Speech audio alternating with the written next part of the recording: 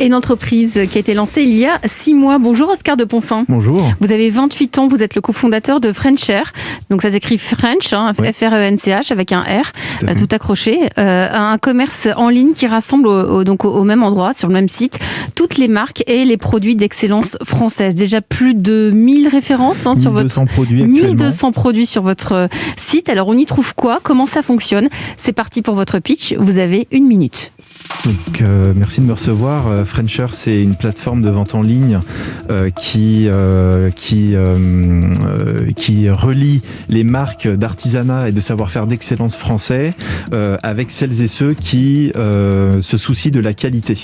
Donc concrètement, on se connecte sur frenchair.com, on consulte le catalogue de produits et on peut payer sur le site. On est livré quelques jours plus tard, que ce soit en France ou à l'étranger, assez rapidement chez soi. Et donc French Air donne accès à tout un catalogue de produits fabriqués en France par des entreprises qui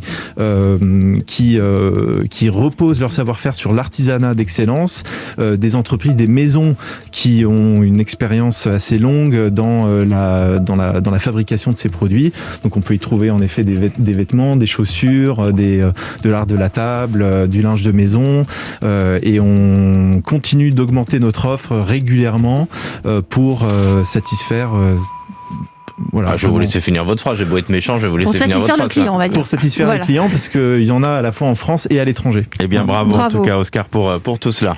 Alors, je me tourne vers Nathalie Carré, qui est en charge de l'entrepreneuriat à la Chambre de commerce et d'industrie, qui chaque jour analyse, épluche chaque projet qui arrive à la rédaction de La France Bouge. Bonjour Nathalie. Bonjour Elisabeth, bonjour Oscar, bonjour Emmanuel. Coucou. Alors, quelles sont les forces et les faiblesses de French Air ? Déjà les forces, alors le site est vraiment agréable, les produits sont bien présentés, vous mettez bien en avant le Made in France et les labels obtenus par les marques. Vous valorisez vos partenaires alors, par des fiches descriptives des produits, par votre blog, par une page dédiée aux marques, et puis vous proposez des produits à tous les prix. On en passe du t-shirt basique à 40 euros. Tous les prix, c'est quand même... Oui, j'ai trouvé 40 euros moi. Ouais, quand même.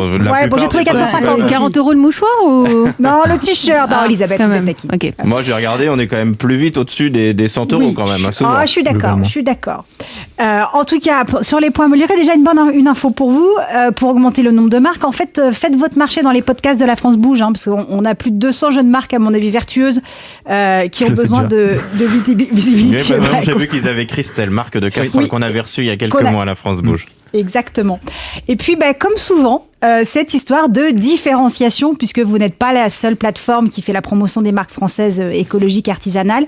Donc, il manque probablement un angle qui vous positionne clairement sur un marché plus ciblé et vous distingue des autres. Alors, évidemment, vous pourriez être la plateforme qui valorise les entreprises labellisées ou celle qui valorise les entreprises qui innovent le plus.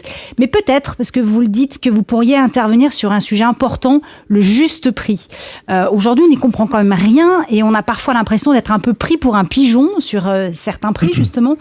Donc, effectivement, on a des pulls à 70 euros dans une marque, 40 ailleurs, 150 ailleurs. Quel est le juste prix? Donc, vous pourriez demander à vos partenaires de proposer systématiquement un graphe qui explique le coût des matières premières, le coût de la main-d'œuvre, etc. En fait, vous expliquez.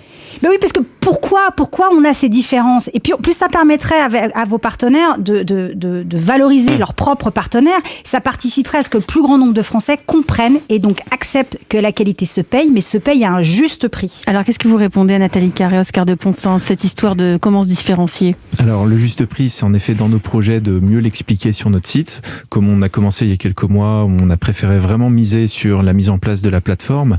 Mais à partir de maintenant, on va vraiment se lancer sur la promotion, la visibilité de qu'est-ce qui fait les prix des produits que l'on vend chez nous.